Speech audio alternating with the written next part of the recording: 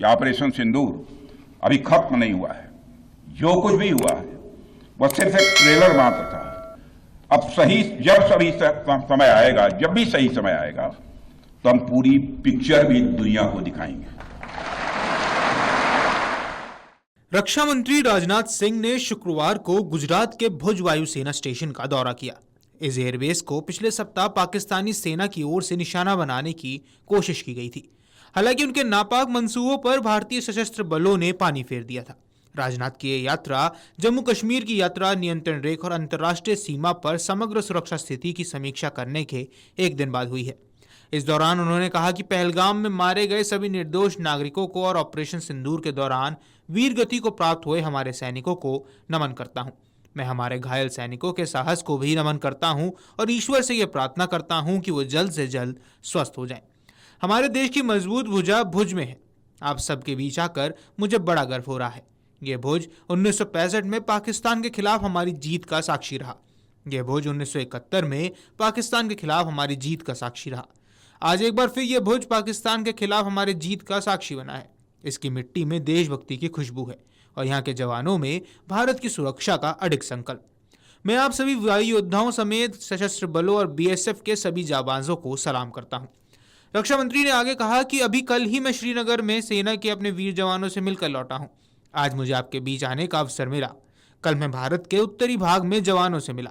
आज मैं भारत के पश्चिमी भाग में वायु योद्धाओं से और जवानों से मिल रहा हूँ। दोनों ही मोर्चे पर ऊर्जा और हाई जोश देखकर मैंने फिर आश्वस्त हो गया हूं कि भारत की सीमाएं आप सभी के मजबूत भुजाओं में पूरी तरह सुरक्षित हैं। उन्होंने कहा कि ऑपरेशन सिंदूर के दौरान आपने जो कुछ किया उसने पूरे देश को गर्व से भर दिया। भारतीय वायुसेना के लिए सिर्फ 23 मिनट काफी थे पाकिस्तान की सरजमी पर पल रहे आतंक के अजगर को कुचलने के लिए। मैं ये कहूं तो गलत नहीं हुआ कि जितनी देर में लोग नाश्ता पानी निपटाते हैं उतनी देर में आपने दुश्मन को निपटा दिया। आपने दुश्मन की सीमा के भीतर जाकर जो मिसाइलें गिराई उसकी गूंज पूरी दुनिया में सुनी और वास्तव में वह गूंज सिर्फ मिसाइलों की ही नहीं थी, वह गूंज आपके शौर्य और भारत के पराक्रम की थी। राजनाथ सिंह ने आगे कहा कि ऑपरेशन सिंदूर में भारतीय वायुसेना ने जो प्रभावी भूमिका निभाई है उसकी सराहना इस देश में ही नहीं बल्कि दूसरे देशों में भी हो रही है। आपने इस ऑपरेशन में न केवल दुश्मन को परास्त किया बल्कि उन्हें तबाह करने में भी कामयाबी हासिल की। आतंकवाद के खिलाफ चलाए गए इस अभियान को हमारी वायुसेना ने आगे बढ़ाया। हमारी एयरफोर्स एक ऐसी स्काई फोर्स है जिसने अपने शौर्य, पराक्रम और प्रताप से आसमान की नई और बुलंद ऊंचाइयों को छू लिया है। रक्षा मंत्री ने कहा कि ये कोई छोटी बात नहीं है कि हमारी एयरफोर्स की पहुंच पाकिस्तान के हर कोने तक है। यह बात पूरी तरह साबित हो चुकी है। आज स्थिति यह है कि भारत के फाइटर प्लेन बिना सरहद पार किए ही उन्हीं के हर कोनों पर प्रहार करने में सक्षम है। पूरी दुनिया ने देख लिया कि कैसे आपने पाकिस्तान की धरती पर मौजूद आतंकवाद के 9 ठिकानों को ध्वस्त कर दिया। बाद में की गई कार्रवाई में उनके अनेक एयरबेस तबाह किए गए। उन्होंने कहा कि ऑपरेशन सिंदूर के दौरान इंडियन एयरफोर्स ने केवल पराक्रम ही नहीं दिखाया बल्कि पूरी दुनिया के सामने प्रमाण भी रख दिया। प्रमाण इस बात का कि अब भारत की युद्ध नीति और तकनीक दोनों बदल चुकी हैं। आपने नए भारत का संदेश पूरी दुनिया तक पहुंचाया। यह संदेश है कि अब भारत केवल विदेशियों से इंपोर्ट किए गए हथियारों और प्लेटफॉर्म्स पर निर्भर नहीं है बल्कि भारत में बने अस्त्र और शस्त्र भी हमारी सैन्य शक्ति का हिस्सा बन चुके हैं। अब भारतीय हथियार भी अचूक और अभेद्य हैं, ये पूरे विश्व ने देख लिया। अब आइए आपको सुनवाते हैं क्या कुछ कह गए रक्षा मंत्री राजनाथ सिंह। साथियों, अब आतंकवाद के विरुद्ध लड़ाई केवल सुरक्षा का विषय नहीं बल्कि नेशनल डिफेंस डॉक्ट्रिन का यह हिस्सा बन चुकी है। हम आपके साथ मिलकर इस प्रॉक्सी और हाइब्रिड वॉरफेयर को जड़ से समाप्त करेंगे। रक्षा मंत्री होने के नाते यह संकल्प मैं दोहराना चाहता हूं। अब हमारा भारत पहले का भारत नहीं है। प्रधानमंत्री के नेतृत्व का यह नया भारत का जन्म हो चुका है। मेरे बहनों भाइयों, हम हमारे आराध्य श्री राम के उस मार्ग का अनुसरण करते हुए आगे बढ़ रहे हैं जिसमें वह आसुरी शक्तियों के विनाश का प्रण लेते हैं।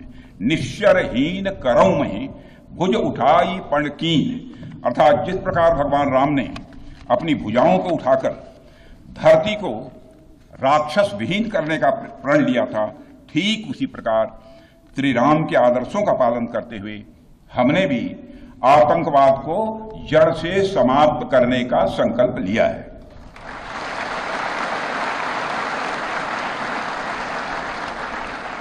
साथ में आर्थिक सहायता देने की घोषणा की है, लेकिन निश्चित रूप से इंटरनेशनल मॉनेटरी फंड से आने वाले $1 बिलियन के बड़े हिस्से को टेरर इंफ्रास्ट्रक्चर को फंड करने में इस्तेमाल होगा, ऐसा मेरा मानना है।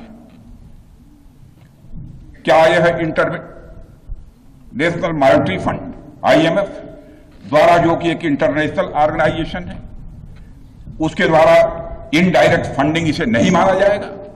मैं दुनिया के लोगों के सामने यह सवाल रखना चाहता हूं। इसलिए मैं मानता हूं कि आज के समय में पाकिस्तान को किसी भी तरह की आर्थिक सहायता टेरर फंडिंग से कम नहीं है।